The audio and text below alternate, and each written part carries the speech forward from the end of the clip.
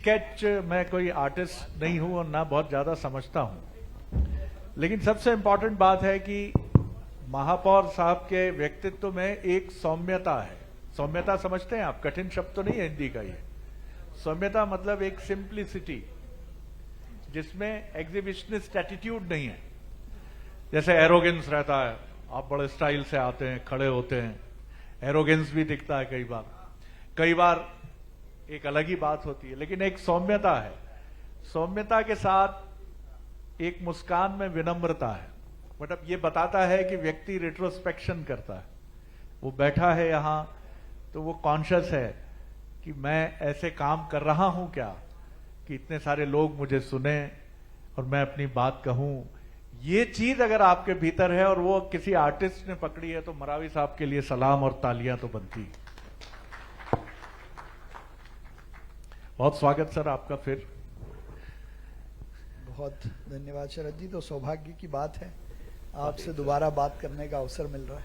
नहीं सर, ये तो मेरे लिए और मैं नहीं कहूंगा भारतीय राजनीति में आप जैसे चेहरे नहीं हैं, बहुत हैं, लेकिन अच्छा लगता है जब एक पढ़ा लिखा व्यक्तित्व जो युवा है और वो अपने अच्छे करियर को छोड़कर वो चुनता है एक ऐसा कठिन मार्ग जहां दूर तक अनिश्चितता दिखती है और इसकी कोई गारंटी नहीं होती कि आप कैसे आगे बढ़ेंगे, लेकिन ये जन सेवा है जो आपको प्रेरित करती है।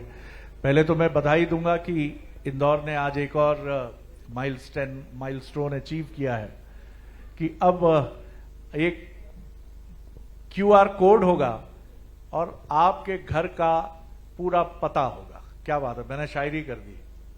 इंदौर में एक QR कोड होगा और घर का पूरा पता होगा और नगर निगम को ये सब मालूम होगा और आपका काम फटाफट होगा। जी भैया, ये चारों लाइन रिकॉर्ड कर लो, ये टैगलाइन रहेंगी अपनी।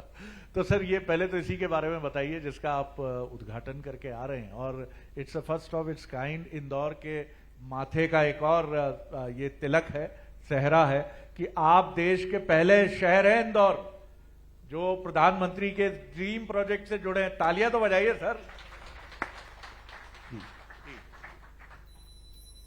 सबसे पहले तो बंसल न्यूज का बहुत धन्यवाद कि आज इंदौर के लिए वाकई में ये बहुत ऐतिहासिक दिन है जब हम क्लीन सिटी से डिजिटल सिटी की तरफ लीप कर रहे हैं।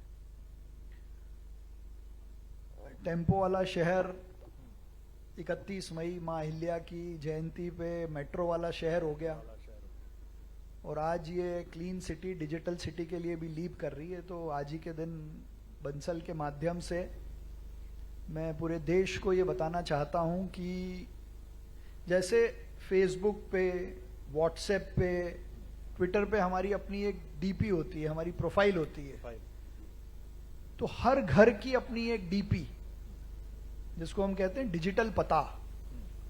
तो इंदौर के हर घर की डीपी लगाने का काम हमने आज से शुरू कर दिया है।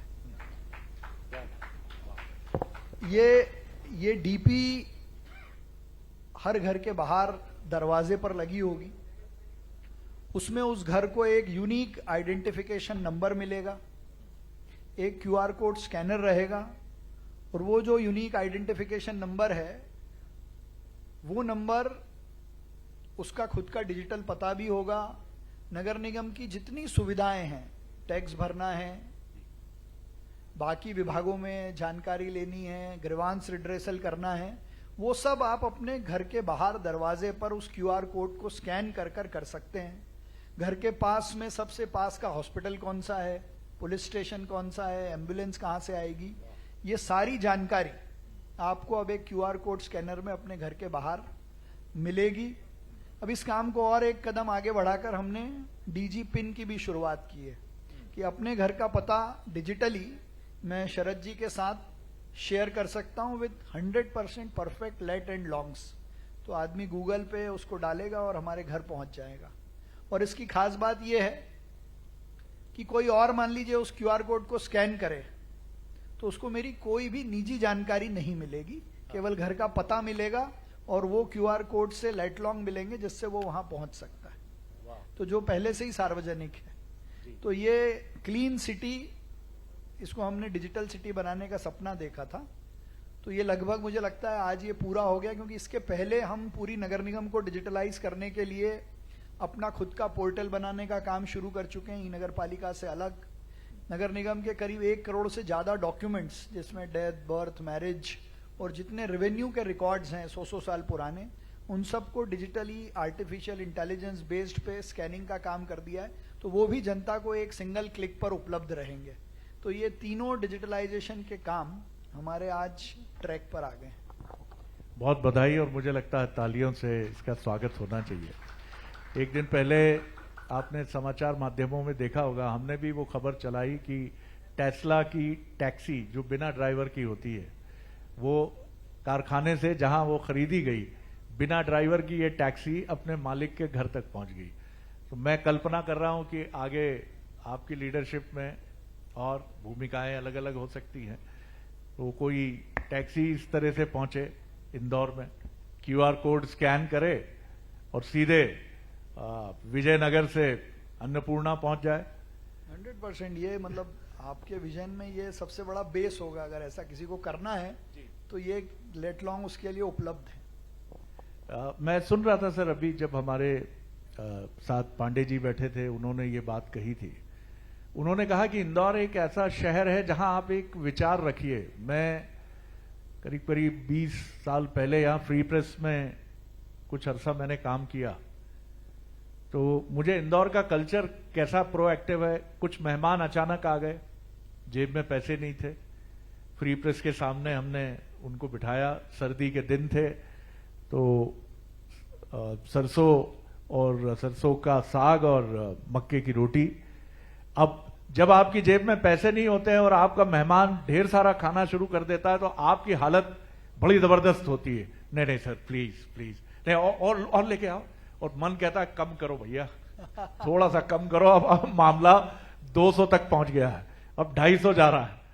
तो मेरे एक दोस्त भी थे, उन्होंने कहा शरद मैं तेरे गेस्ट संभालता हूं, तू जाके काउंटर पे बोल कि हम फ्री प्रेस में काम करते हैं, अभी हमारे पास पैसे नहीं है, हम बाद में दे देंगे। तो मैं गया, साहब बड़ा कॉन्फिडेंस कमजोर होता है जब आप ऐसे हाथ फैलाते हो ना, कॉन्फिडेंस बड़ा कमजोर होता है। तो मैं गया, उसने कहा क्या हो गया भाई साहब? मैंने कहा भैया मैं फ्री प्रेस में काम करता हूं, ये मेरा कार्ड है। तो कहा हाँ ठीक है ना भैया, बताओ ना। मैंने कहा यार है क्या कि मेरे पास 150 रुपए हैं और मुझे लग रहा है मामला उससे कहीं ऊपर निकल गया। उसने साहब चेहरे पे ऐसे अफसोस के भाव लाया, बोले क्या बेइज्जती कर दी भैया यार। बोले यार खाओ ना यार, इतना खाना कौन पैसे बोल रहा आपसे। ये इंदौर का मेरा पहला अनुभव था। तो आपके इंदौर को सलाम है साहब, ये इंदौर है। मैं आपको बता सकता हूं, आप फ्री प्रेस के सामने ज्ञानी जी के ढाबे पे होंगे। निश्चित तौर पर, निश्चित तौर पर। तो उन्होंने कहा पांडे जी ने कि इंदौर वेलकम करता है। यही वजह है कि ये लोग सोचते हैं कि 8 बार 7 बार ये क्यों आगे बढ़ गया, ये कारण है। आगे और आप पब्लिक पार्टिसिपेशन से क्या नई स्कीम्स आप लाने वाले हैं, क्योंकि आप जो यहां सोचेंगे सर, आपके ये इंदौर वासी उसको बिल्कुल आपके साथ कंधे से कंधा मिलाकर आगे बढ़ जाएंगे। देखिए, इंदौर केवल देश में नहीं, दुनिया में अब जन भागीदारी का और पब्लिक पार्टिसिपेशन का सिनोनिम बन चुका है, पर्याय है ये। आपने मोहन पांडे जी का उल्लेख किया, ये उसके एविडेंस भी हैं और उसको करने वाले प्रोसिक्यूटर भी हैं। क्योंकि मोहन पांडे जी ने पूरे शहर में रोड स्वीपिंग का काम जो किया है, वो मुझे लगता नहीं देश में और कोई करता है। लेकिन ये जो पब्लिक पार्टिसिपेशन है, इसने हर घर से सेग्रीगेटेड फॉर्म में 6 हिस्सों में अलग अलग कचरा देना शुरू किया। तो ये कोई विश्वास नहीं कर सकता था 2015 के पहले। तो अधिकारी, जनप्रतिनिधि और इंदौर की जनता को ये विश्वास हुआ कि हम कर सकते हैं। तो वो जो 6 हिस्सों में कचरा सेग्रीगेटेड मिलता है, वो अब अलग अलग प्रोसेस भी होता है। सूखा कचरा हमारा as a fuel cement factory में जाता है या रिसाइकल होता है। गीला कचरे से हम बायो CNG बना रहे हैं। देश में सब लोगों ने कोशिश कर ली, किसी का बायो CNG सक्सेस नहीं हो रहा है, क्योंकि गीला कचरा उस कैलोरीफिक वैल्यू के साथ पहुंचता ही नहीं। लेकिन अब इसके आगे भी शहर को ले जाने की जरूरत थी। तो अभी हम देश के पहले शहर बन गए जो अपने शहर का हरा कचरा जो है, ग्रीन वेस्ट है, उससे भी बायोफ्यूल बनाने का काम शुरू कर चुका है। तो पूरे शहर में जहां भी हरा कचरा उठता है वो हमारे सिटी फॉरेस्ट पे अलग से प्रोसेस हो रहा है। अब हमने नहीं सोचा था, मतलब मैं आपको ये बताने की कोशिश कर रहा हूं कि अब केवल सफाई में नंबर 1 शहर जो है वो सफाई में नेक्स्ट लेवल पे काम कर रहा है। और नेक्स्ट लेवल ये है कि अब जब घर से कपड़े का कचरा निकलता है, टेलर की दुकान से जो कपड़े की कतरन निकलती है, फैक्ट्री से जो कपड़े का कचरा निकलता है, घरों से जो कपड़े का कचरा निकलता है, उसको प्रोसेस करके फिर से धागा बनाने का काम हम शुरू करने वाले हैं। घरों से, होटलों से, इंडस्ट्री से, गैरेज से जो ऑयल निकलता है, उस ऑयल से फ्यूल बनाने का काम हम शुरू करने वाले हैं। और यही नहीं, पब्लिक पार्टिसिपेशन से जोमेटो और स्विगी से आजकल पिज्जा मंगाना सबसे आसान काम है। आधी रात को भी पिज्जा आ जाता है डिलीवरी लेके। उसी ऐप पे, उसी तरह के ऐप पे अब हम घर का वो कचरा जो आप गाड़ी में नहीं डालते हैं, उसको ऑन डिमांड विथ फीस आपके घर से उठाना शुरू करने वाले हैं। ये बहुत जबरदस्त है सर, ये जबरदस्त है, ये जबरदस्त है, वाह। तो हम फीस जरूर लेंगे, नहीं बिल्कुल, लेकिन जितनी कचरे की साइज है उस साइज के हिसाब से जो गाड़ी आप बुलवाओगे और वो जितनी दूर से आएगी वो फीस तय करने का क्राइटेरिया होगी। तो आप खुद, जैसे ओला उबर पे आप चुनते हो ना, मुझे सिंगल सीटर चाहिए, ग्रुप ड्राइविंग चाहिए, तो वैसे कौन सी गाड़ी चाहिए आप चूज कर लीजिए, हम आपके घर से आपका उतना बड़ा कचरा उठाएंगे। नेक्स्ट लेवल पब्लिक पार्टिसिपेशन क्या होता है? नेक्स्ट लेवल पब्लिक पार्टिसिपेशन क्या होता है? मैं मेयर बना तो मैंने पता किया कि इंदौर को बिजली कितनी लगती है, इलेक्ट्रिसिटी कंजम्पशन कितना है हमारा, तो पता चला 900 मेगावाट शहर की खपत है। तो हमने एक ऐप बनाया, हर घर सोलर, मतलब कोई काम करो तो उसका योग भी होता है। हमने एक ऐप बनाया हर घर सोलर, और केंद्र सरकार की उस पर सब्सिडी भी है।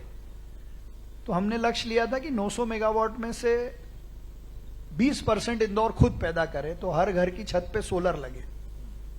तो हमारा सौभाग्य रहा कि प्रधानमंत्री जी ने जब राम मंदिर प्रतिष्ठा हुई, फिर वो दिल्ली गए, तो दिल्ली जाके उन्होंने कहा कि भगवान श्री राम तो सूर्यवंशी थे, मैं आज से सौर्य मित्र अभियान शुरू करता हूं, और जो लोग भी अपने घर पे सोलर लगाएंगे 3 किलोवाट तक का, उसको हम 50% सब्सिडी देंगे।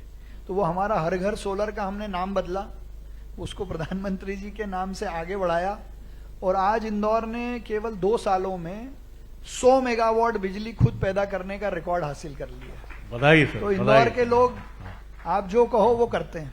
कमाल है सर, कौन करते भी हैं और आपका इनिशिएटिव भी है। एक जो बड़ा हमला है इंदौर पे सर, एक तो ट्रैफिक है, दूसरा हरियाली जो बची खुची थी, हमारी डेवलपमेंट स्कीम्स उस पर जाने अनजाने में निशाना साध रही। और अब मुझे बहुत तकलीफ होती है क्योंकि इस शहर से बहुत इमोशनल रिश्ता है मेरा, मेरे बहुत अच्छे दोस्त हैं, मैंने काम किया यहां। जब मैं देखता हूं कि बड़ा खराब शब्द है वो, टल्ली लड़के और लड़कियां ड्रग्स लेते हुए रेव पार्टी में मिले, ये एक आक्रमण है, सांस्कृतिक आक्रमण है जो हमारे ऊपर हो रहा है। हमारा दुश्मन भी चाहता है कि हमारी युवा संस्कृति, उड़ता पंजाब में जिस तरह ड्रग्स ने अटैक किया, अब ये पूरे देश में ये कहां से आ रहा है, क्यों आ रहा है, रेव पार्टीज का कल्चर क्यों बढ़ रहा है। हमारे बीच में हरबोला ब्रदर्स हैं सर, ये संस्कृति के राजदूत हैं हमारे। मैंने दक्षिण कोरिया के बारे में एक प्रोफेसर साहब की टिप्पणी पढ़ी कि वहां जब 2 गाड़ियां सड़क पर टकराती हैं तो भारत की तरह बहुत लड़ते हैं वो लोग, लेकिन एंड बड़ा दिलचस्प होता है। देखिए संस्कृति कितनी महत्वपूर्ण होती है। अंत में जब वो चरम पे पहुंचता है युद्ध, ऐसा लगता है कि अब हाथापाई होगी, तब उनमें से एक आदमी दूसरे से पूछता है आपकी उम्र कितनी है, तो वो कहता है मैं 35 का हूं, तो दूसरा कहता है मैं 31 का हूं sir, I am extremely sorry sir, मैं माफी चाहता हूं सर, कोई डैमेज नहीं, कोई जरूरत नहीं है इसकी, मुझे माफ कर दीजिए, आप बड़े हैं, प्लीज गो अहेड, जाइए। हम बहुत बड़ी बड़ी बातें करते हैं, 5000 साल पुरानी संस्कृति कहां है सर, कहां है? क्या दिख रही है आपको? वो पॉकेट्स में क्यों जा रही है? पेरेंट्स क्यों बदल रहे हैं? आप बच्चे को आईपीएल में भेज रहे हैं, लेकिन उसको यह नहीं मालूम कि कुंभकर्ण कौन था। आप ये नहीं बता सकते कि रामचंद्र जी के चारों भाइयों के नाम बताइए। दुख है, इसका दुख है। सर इसको कैसे रोकेंगे? ट्रैफिक, हरियाली और ये अपसंस्कृति का जो आक्रमण है, ये एक सामाजिक प्रश्न भी है। देखिए, बहुत रॉकेट साइंस की जरूरत नहीं है। ट्रैफिक में तो जो आपने बात कही वही सबसे बड़ा सॉल्यूशन है। पहले आप सारा झगड़ा, सारे जाम की जड़ जो है ना, वो हर आदमी पहले खुद आगे जाना चाहता है नियम तोड़ के। तो जो आपके पहले है, पहले वो जाए। तो ये अवेयरनेस का काम हमने शुरू किया। मैं भदौरिया जी बैठे हुए हैं, मालवांचल यूनिवर्सिटी ने हमको इस काम में सपोर्ट भी बहुत किया इंदौर का। तो ट्रैफिक तो 3 रीजन से है। ट्रैफिक इंजीनियरिंग की कोई कमी है, ट्रैफिक को लेकर अवेयरनेस सबसे बड़ा कारण है, और इंफ्रास्ट्रक्चर। तो इंफ्रास्ट्रक्चर में तो अभी इंदौर में आप जिस बड़ी सड़क पे जाएंगे ब्रिज बन रहा है, और 2050 तक की प्लानिंग से शहर में सड़कें भी बन रही हैं और ब्रिज भी बन रहे हैं। लेकिन इंजीनियरिंग पे थोड़ा बहुत काम करने की ज़रूरत है। हमने अभी इंटेलिजेंट ट्रैफिक मैनेजमेंट सिस्टम भी शुरू किया है, ई चालान भी शुरू किए हैं। लेकिन चैलेंज है अवेयरनेस। अब इंदौर की जितनी जनसंख्या है उतनी यहाँ गाड़ियाँ हैं, जितने लोग हैं वो कोई भी धीरे नहीं चलना चाहते हैं। तो जो शहर स्वच्छता में अपना बिहेवियर चेंज कर सकता है, तो मुझे विश्वास है कि ट्रैफिक में भी हम अपने आप को इन अभियानों से बदल लेंगे। और अब बदलाव दिखने भी लगा है, और उसका उदाहरण भी है। मतलब बहुत करना बाकी है, लेकिन उदाहरण ये है कि जब इंदौर में प्रवासी भारतीय सम्मेलन हुआ तो 2 देश के राष्ट्राध्यक्ष यहाँ थे, हमारे प्रधानमंत्री यहीं थे, राष्ट्रपति यहीं थे, पूरी कैबिनेट यहीं थी, मध्य प्रदेश की पूरी कैबिनेट ये थी। तो इससे बड़ा तो कोई प्रोटोकॉल हो नहीं सकता। लेकिन इंदौर के किसी भी चौराहे पर किसी भी दिन 1 मिनट के लिए भी जाम नहीं लगा। तो शहर के लोगों ने उसको वॉलंटियर किया। ऑटो रिक्शा वालों ने अपने अतिथियों को एकदम भगवान की तरह ट्रीट किया। तो अगर ये 1 हफ्ते के लिए अवेयरनेस आ सकती है तो हमेशा के लिए भी आ जाएगी। लेकिन कुछ निर्माण कार्यों के कारण, कुछ बारिश के कारण, कुछ हमारा अति उत्साह, इन चीजों को कभी कभी गड़बड़ कर देता है। ये तो हम ठीक कर लेंगे। मेरे को दूसरी बड़ी जो चुनौती लगती है वो लगती है कि अब इंदौर शहर में वापस सोनम जैसी कोई घटना न हो। और आपका जो पूरा प्रश्न है अपसंस्कृतिवाद का, चरित्र हनन का, मुझे लगता है कि ये थोड़ा पाश्चात्य सभ्यता का अंधानुकरण और किसी षड्यंत्र के तहत पूरे देश में जो ड्रग्स का जाल बढ़ता जा रहा है उसको बहुत तेजी से रोकने की जरूरत है। उसके बहुत सारे उपाय हैं, कानूनी भी हैं, सामाजिक अवेयरनेस भी हैं, बहुत सारे लोग उस पर काम भी कर रहे हैं। लेकिन मुझे ऐसा लगता है कि सबसे बड़ा हथियार है पेरेंट्स। माता पिता को 7वीं 8वीं क्लास से ही अपने बच्चों को समय देना पड़ेगा, उनसे सुख दुख की बात करनी पड़ेगी। क्योंकि अभी लाखों उदाहरण यही हैं कि जब हमसे हमारे घर में माता पिता बात नहीं करते हैं तो हम बाहर अपने फ्रेंड से बात करते हैं। वो लड़की भी हो सकती है, लड़का भी हो सकता है, और वो जैसा होगा वैसा ही वो बनेगा। क्योंकि पहले यह था कि हम माता पिता को देखते थे और उनके जैसे बनने की कोशिश करते थे। अब हम माता पिता को देख ही नहीं पा रहे। तो ये स्कूल के भरोसे भी नहीं होगा और कॉलेज के भरोसे भी नहीं होगा। ड्रग्स हिंदुस्तान में बैन है लेकिन बिकती है, वो अभी नहीं पहले से भी बिकती है। उसका कितना कंट्रोल होगा ये एक अलग चुनौती का प्रश्न है। लेकिन घर में अगर ये चीज हम नहीं ले पाए तो इसके बहुत खराब परिणाम हमको भुगतने पड़ेंगे। क्योंकि इंदौर जैसे शहर में जो स्वाद, सभ्यता, संस्कृति का पर्याय है, वहां से ऐसी घटना होना ये बहुत दुर्भाग्यपूर्ण है। मैंने तो मेघालय सरकार से भी अपनी व्यक्तिगत रूप से इंदौर के प्रथम सेवक होने के नाते खेद प्रकट किया था। मैंने नॉर्थ ईस्ट में खुद 2-3 साल काम किया, तो मैं ये जानता था कि नॉर्थ ईस्ट में टूरिस्ट को लेकर 0 टॉलरेंस है, क्राइम फ्री है पूरा नॉर्थ ईस्ट। बाकी वहां इंसर्जेंसी का जो चैलेंज है वो अलग हो सकता है। तो कहीं ना कहीं मेरे मन में ये तो था तो सही, लेकिन वो जब तक मिले नहीं तब तक वो चीजें सामने नहीं आई। तो मैंने तो मेघालय सरकार को भी खेद प्रकट किया। मुझे लगता है लाजमी है हम सबको मिलकर इस पे बहुत काम करने की जरूरत है। हरियाली सर वो हम हाँ, कहीं से ग्रीन, जंगल ग्रीन, कहीं से ला के अब नहीं लगा सकते इंदौर में। तो ये इंदौर ने करके बता दिया। मतलब आप अब इसका एग्जाम्पल कोट कर सकते हो कि पिछले 4-5 सालों में हमारा ग्रीन कवरेज था 9% जब मैं मेयर बना, और नॉर्मली किसी भी शहर का ग्रीन कवरेज 14% होना चाहिए। इंदौर देश भर में अभी 19वें 20वें नंबर पे था, लेकिन अभी हमने 2022 में करीब 4 लाख पौधे लगाए जो अभी यथावत हैं। 2023 में भी 3 लाख पौधे लगाए, और पिछले साल तो इंदौर ने एक साथ एक दिन में 12,40,000 पौधे लगाने का वर्ल्ड रिकॉर्ड बनाया, और वो 12,40,000 यथावत है, मतलब ऐसा नहीं है कि उसमें से कोई कम हो गया हो। इनकी मॉनिटरिंग आप कैसे करते हैं? इनकी सारी मॉनिटरिंग जियो टैगिंग हो रही है। जो हमारे रेवती रेंज पर हमने लगाए, उस समय माननीय कैलाश जी ने ये संकल्प लिया था, तो वो 12,40,000 एज इट इज हैं। उनको पानी नहीं था तो हमने रीयूज की वाटर लाइन डाली है, जहां हमारा सीवरेज ट्रीटमेंट की लाइन है, वहां से करीब 12-13 करोड़ खर्चा करके लाइन डाली, तो वो यथावत जीवित रहेंगे। फिर कई सारे हमने अपने बायलॉज भी चेंज किए। अभी जैसे पहले कॉलोनी की परमिशन होती थी तो 5 गार्डन थे, सब लोग लॉन बना देते थे। अभी हम ये कंपलसरी कर दिया है कि 5 में से 1 डेंस फॉरेस्ट होगा। 100 हमने इंदौर में जगह नहीं है, लेकिन 100 मियावाकी फॉरेस्ट की जगह निकाली, आधा एकड़ की, तो उसमें से 60 हमारे डेंस फॉरेस्ट तैयार हो गए। तो अब ये नई पीढ़ी में पेड़ों को लेकर तो बहुत सजगता है। और हम इसके ऊपर की बात आपको बताता हूं, कार्बन न्यूट्रल करने के लिए केवल पेड़ लगाने से काम नहीं होगा। ये इंदौर की जनभागीदारी का भी मॉडल है, और इंदौर असंभव काम को संभव कर सकता है।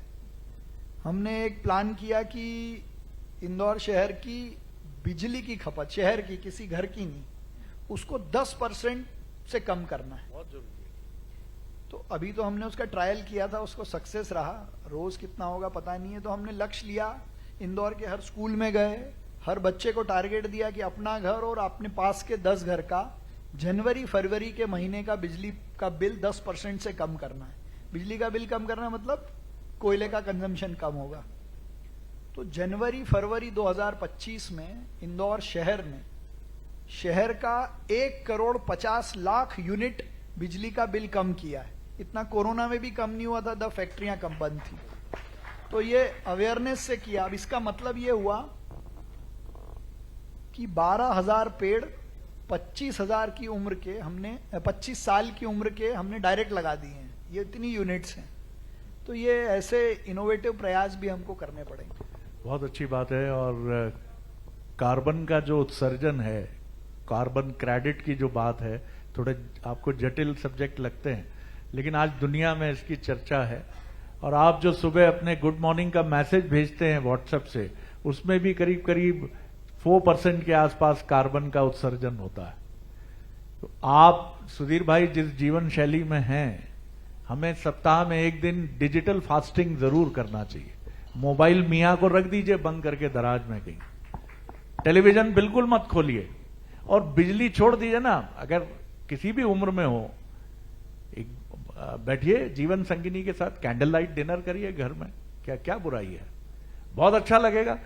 लौटिए। मैंने सर एक महाभारत के बाद मुंबई में एक ऑर्गेनाइजेशन थी, उसने एक स्ट्रीट प्ले किया था ट्रैफिक में। आपने बिल्कुल ठीक कहा कि हम इन्वेडर्स की तरह गाड़ी में बैठते, ए हटाना, आगे क्या देख रहा है, घूर क्यों रहा है, ये क्या भैया कहां से आए हो आप।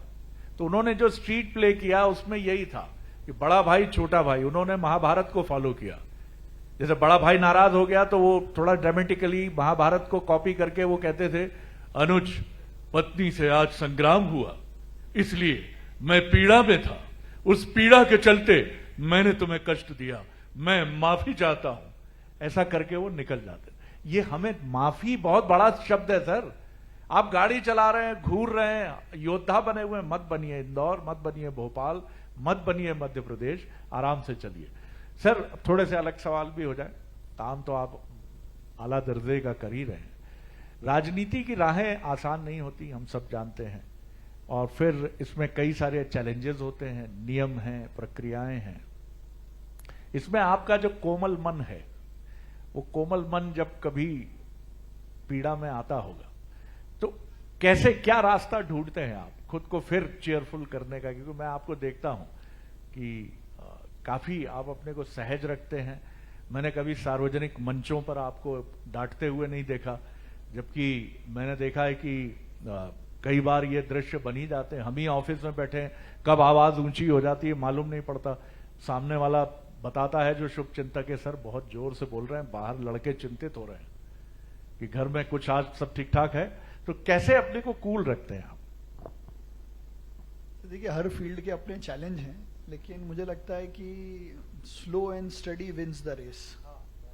और दूसरा ये है कि अगर आपका ऑब्जेक्टिव ठीक है, रास्ता ठीक है, तो देर सवेर काम 100% होगा। और राजनीति का काम फॉलो अप का है, बहुत जोर से बोलने से भी काम नहीं होगा। धीरे धीरे, जैसे मैं अपने 3 साल का खुद का लाइव एक्सपीरियंस आपसे शेयर कर सकता हूँ कि नगर निगम में 2-3 महीने तक तो चीज़ें ही समझ में नहीं आई थी, लेकिन जब आप अपनी समझदारी से चीज़ों को जल्दी समझ लेते हैं, उनको एक बार ग्रास्प कर लेते हैं, तो फिर रास्ते बहुत जल्दी से निकलते हैं और वो परमानेंट रहते हैं। और दूसरा ये है कि राजनीति में आपसे पहले भी लोगों ने काम किया है, तो उस काम के अच्छे काम को आगे बढ़ाना, उसमें से जो चीज़ें ठीक नहीं है उनको ठीक करते रहना, और सबको अच्छे भाव से कॉन्फिडेंस में लेके रखना। और विनम्रता से मैं ये मानता हूं कि सब काम हो सकता है, उसके लिए एक चीज़ की ज़रूरत है कि आपको लिखते और पढ़ते रहना पड़ेगा। मतलब विनम्रता वो लोग छोड़ देते हैं जिनको थोड़ा लिखने पढ़ने की कमी हो, थोड़ी ज्ञान की कमी हो। अगर आपको पता है कि मेरे चिल्लाए बिना भी काम हो जाएगा, ये कभी ना कभी तो हो ही जाएगा, तो आपको फ्रस्ट्रेशन नहीं आता। ये अच्छा मंत्र है सर, मैंने तो सीखा इससे कि बिना चिल्लाए भी काम हो सकता है। पतियों को बहुत ध्यान में रखना चाहिए, और जिनकी पत्नियां ज्यादा जोर से बोलती हैं उनको भी ध्यान में रखना चाहिए। ऐसा नहीं है, क्योंकि मैं आपकी बात से बिल्कुल सहमत हूं। नारी सशक्तिकरण हमेशा रहा है। हमें कभी भी भगवान शिव की वो मैं तस्वीर नहीं भूलता कि मां काली के क्रोध को शांत करने के लिए वो उनके सामने लेट गए हैं कि मां शक्ति रुको। सर, एक और बड़ा चैलेंज आता है, राजनीति में भी खूब है, ब्यूरोक्रेसी में भी खूब है, और हमारे समाज में भी खूब है। शायद ये अंग्रेज हमको विरासत में दे गए, चापलूसी। जब आप किसी बड़े पद पर आते हैं तो एक ऑफिस है, तो ऑफिस में एक रैकेट खड़ा हो जाता है, कुछ अमोल पालेकर पैदा हो जाते हैं, 14-14 घंटे बैठे रहते हैं ऑफिस में। आप बॉस निकला, अरे तुम गए नहीं? सर मैं तो यहीं रहता हूं सर, काम ही अच्छा लगता है सर, घर अच्छा नहीं लगता सर।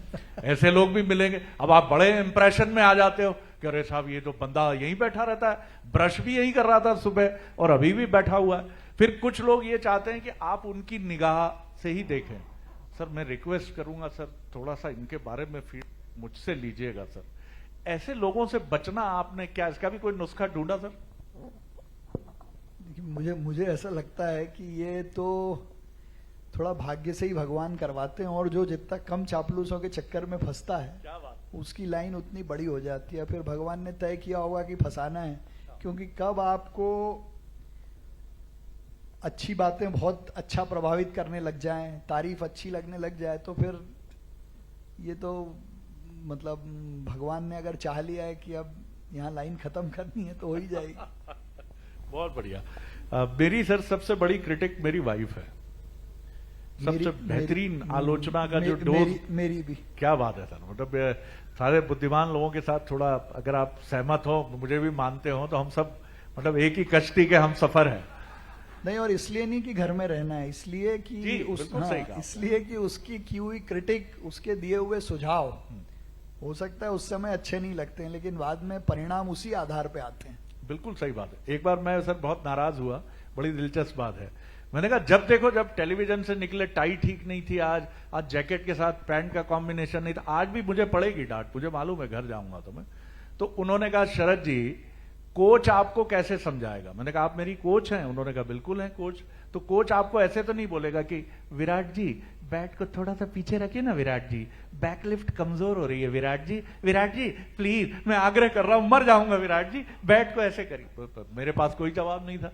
मैंने कहा कोच तो ऐसे ही बोलेगा कि कहां भैया क्या गड़बड़ कर रहे हो, आजकल बैकलिफ्ट जा ही नहीं रही है आपकी। तो ये सही बात है। अब कितना उनका सहयोग आपके साथ रहता है इस मायने में कि आपकी दुनिया अब सार्वजनिक दुनिया है, लोगों की सेवा, उनके साथ काम करना, उनके साथ लगे रहना, और इसके बीच में घर में बच्चे, कई बार इमोशनल मैडम को भी जरूरत होती होगी कि भैया आज मेरा भी मूड ठीक नहीं है, और ये मूड तो मेरे पतिदेव ही ठीक कर सकते हैं। ऐसे में कैसे समय निकालते हैं? उसके लिए कैसे वक्त ढूंढते हैं आप? मुझे लगता है मेयर बनने के बाद तो मुझे उसके साथ थोड़ा ज्यादा समय मिल जाता है। अरे वकालत में कमाल है जी। नहीं, तो हाँ। मैं कारण बता रहा हूँ जी। आपको। वकालत में तो ऐसा था कि सुबह 9:45 बज गए तो रात को आए 12-1 बजे तक, क्योंकि मैं डिप्टी एजी था, एडिशनल एजी था, तो फाइलें रात को 9 बजे ही आती थी अगले दिन की। पर हाँ, सैटरडे संडे मिलता। मेयर में ऐसा है कि सुबह टाइम से जाना है, दोपहर में भी कभी कभी आने का मौका मिल जाता है। और हम दोनों का एक पानी बताशे खाने का शौक अच्छा है, जब मन करता है तो दोनों चले जाते हैं। अरे वाह वाह, ये बड़ी बड़ी रोमांटिक बात है सर। लेकिन अभी जी, भी हाँ। ऐसा है कि मुझसे ज्यादा काम वो करती है, जी घर भी संभालती है, मेरी एब्सेंस में जितने लोग आते हैं उनको भी देख रेख करती है। फिर वो वकील है तो ऑफिस भी जाती है। हम्म, मेरे मेयर बनने के अलावा मैं कहीं कार्यक्रमों में नहीं जाता हूं तो वो वहां भी जाती है। विदेश मंत्रालय तो आमतौर पर बहुत व्यस्त पतियों का विदेश मंत्रालय, उनके घर में उनकी पत्नी ही होती है, और ये आपके यहाँ भी एक्सेप्शन नहीं है। आगे जीवन को आप जिस तरह से देख रहे हैं, ये जो आपका अनुभव रहा, क्योंकि इसके पहले की दुनिया एक, हालांकि आप जुड़े रहे इससे आरंभ से ही, और लेकिन 2 मिनट के लिए माफी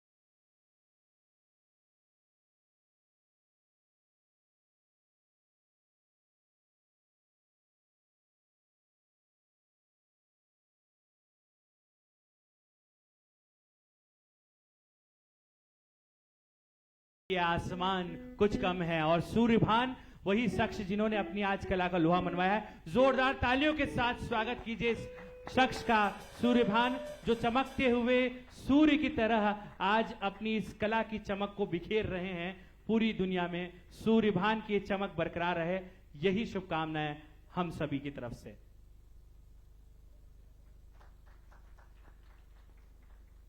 मैं टीम से अब निवेदन करूंगा, कृपया मंच पर कुर्सियों का अरेंजमेंट्स करें। अब मेहमानों को हम यहां पर स्वागत की परंपरा के साथ आमंत्रित कर रहे हैं। माननीय कैलाश जी के पास एक माइक अगर पहुंच जाए। हेलो हेलो, टीम से निवेदन है, कृपया मंच पर। यार सूर्यभान से 10 या 12 मिनट लगे, तुमने मेरे जैसा आदमी वहां खड़ा कर दिया। कहां से सीखी कला तुमने? गॉड गिफ्ट है। अच्छा, यस सर। कहाँ रहते हो तुम? सर फिलहाल तो मैं इंदौर में बंगाली स्क्वायर पे रहता हूँ। बाकी मैं हूँ बालाघाट से, बैयर विधानसभा क्षेत्र से। मैयर से? जी सर। अच्छा जी। तो कहीं सीखा ही नहीं आपने? जी नहीं सर, ये बचपन से ऐसे शौकिया तौर पे करते थे, करते करते यहाँ तक पहुंचे, पता ही नहीं चला सर। कमाल है यार, तुमने और पीछे एक मुड़ के देखा भी नहीं मेरी तरफ कि मैं कैसा दिख रहा हूँ। याद कर लेता हूँ सर। हाँ? याद कर लेता हूँ चेहरा। एक बार तो देखो, मैं तो सोचते रहा कि अब मेरी तरफ देखोगे, अब मेरी तरफ देखोगे। मैं पूरे समय मुस्कुराता रहा, पर आपने देखा ही नहीं मेरी तरफ यार। सर याद कर लिया था आपको मैंने। अच्छा, याद कर लिया था? हाँ सर, लोग किताबें पढ़ते हैं, मैं चेहरा पढ़ता हूँ सर। वाह वाह, इस बात पे जरा तालियां हो जाए। अच्छे। बचपन में मेरे गांव में लाइट बहुत देर से आई थी, मतलब 2008 के बाद लाइट आई है, तो मुझे कभी टीवी देखने का नसीब नहीं हुआ करता था। और उसके बाद फिर मैं बाहर हॉस्टल में चला गया, तो ऐसे 12वीं तक मुझे कभी टीवी देखने का मौका ही नहीं मिलता था। तो आज टीवी शो कर पा रहा हूँ, ये मेरे लिए बहुत बड़ी बात है। अच्छा, कहाँ तक पढ़ाई हुई आपने? Sir mechanical engineering SGS ITS। अच्छा, इंदौर से पढ़े हो? यस। अच्छा, कला स्कूल कहीं पर भी नहीं गए? नहीं सर। हाँ, मेरे मार्गदर्शक हैं बिल्कुल आर्ट फील्ड में, जैसे राजेश सिरवे सर है, चंदन किशोर गुप्ता सर हैं, जो मुझे मार्गदर्शन देते रहते हैं, ये चीज ऐसा होगा। पर मैं अपने आप को एक नया टास्क देते रहता हूँ। जैसे मैं पहले ड्राइंग पेंटिंग करता था, पर मुझे लगा कि इसके आगे और क्या किया जा सकता है, तो मैंने फास्ट पेंटिंग किया कलर से।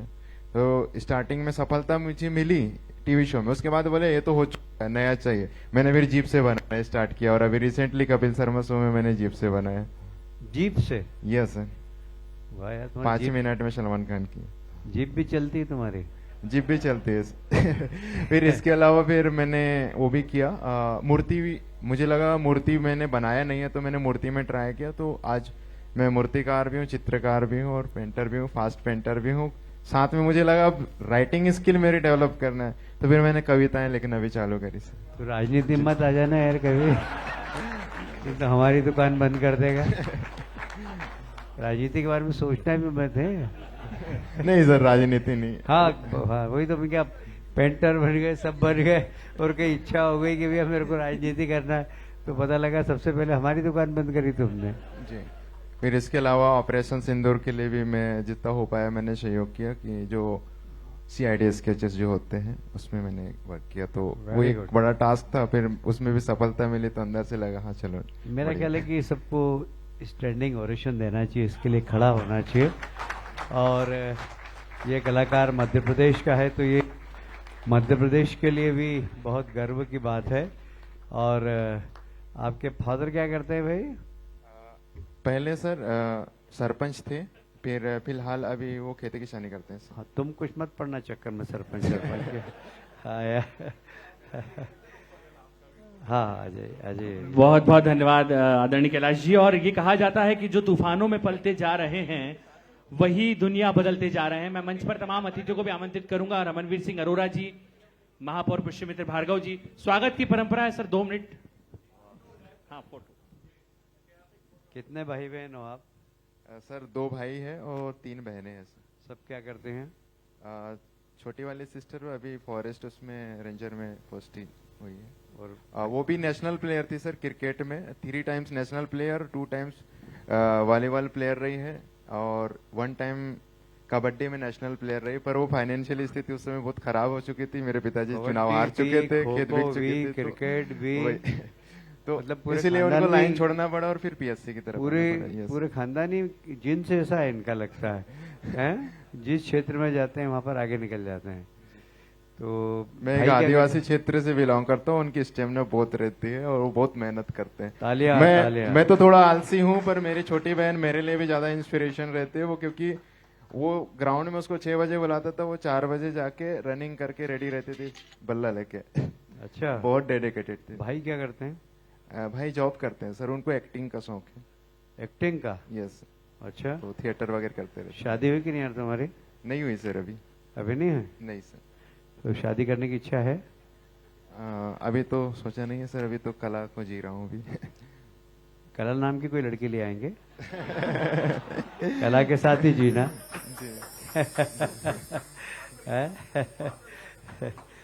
तो एक बार फिर से ताली बजा दीजिए।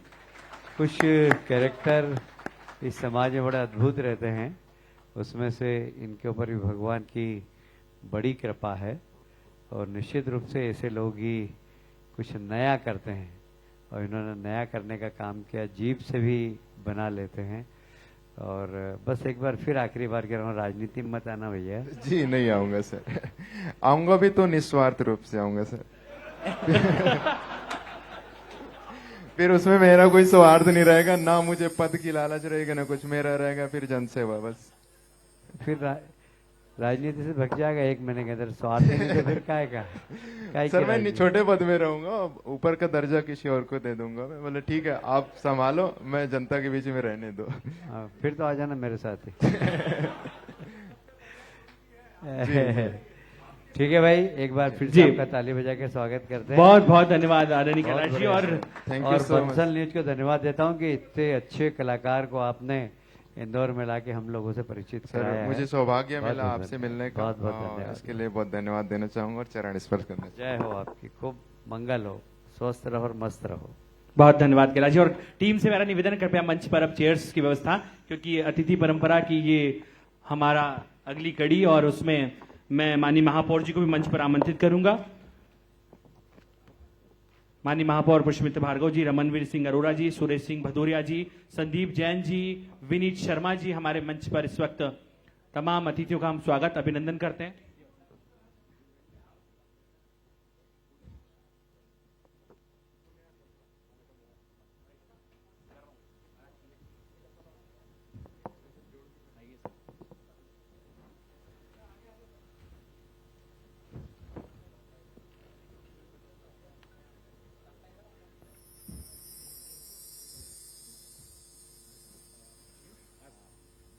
हाँ हाँ सर, बिल्कुल सर, आइए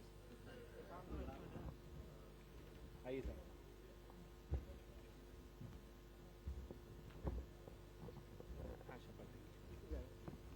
पहले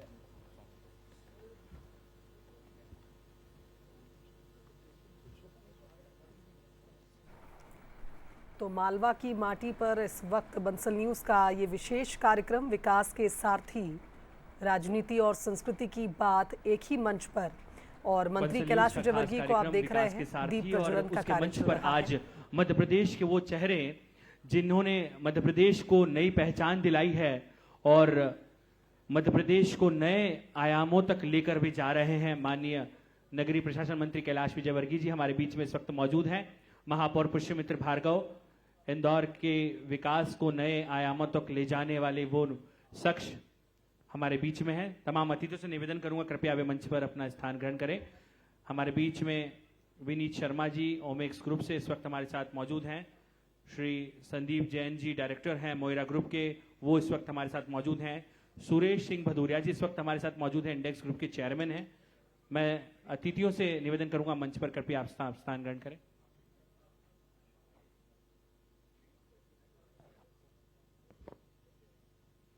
हमारे बीच मनोज श्रीवास्तव जी भी पधारे हैं देवास से, हम उनका हार्दिक अभिनंदन करते हैं। जोरदार तालियों के साथ उनका स्वागत अभिनंदन है। एक चेयर और मंच पर कृपया निवेदन है।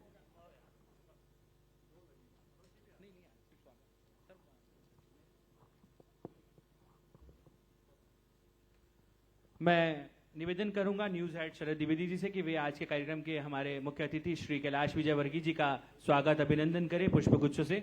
जोरदार तालियों के साथ में अभिनंदन हम कर रहे हैं। मैं निवेदन करूंगा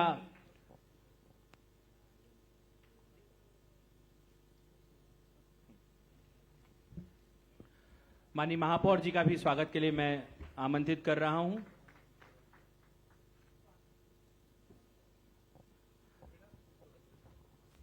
मैं आशीष महेंद्रू जी बिजनेस हेड से निवेदन करूंगा कि वे हमारे कार्यक्रम के जो अतिथि हैं उनका भी अभिनंदन करें। पहले महापौर पुष्यमित्र भार्गव जी का अभिनंदन हम कर रहे हैं। जोरदार तालियों से स्वागत है सर आपका। मैं महेंद्रू जी से ही निवेदन करूंगा कि विनीत शर्मा जी का अभिनंदन करें पुष्पगुच्छ से। मैं निवेदन करूंगा कि सुरेश सिंह भदौरिया जी का वे अभिनंदन करें। आशीष महेंद्रू जी हमारे बीच, अमिताभ शुक्ला जी, कामिल मेहर जी हमारे बीच में मौजूद हैं, उनसे भी निवेदन है कृपया मंच पर आएं और स्वागत करें संदीप जैन जी का।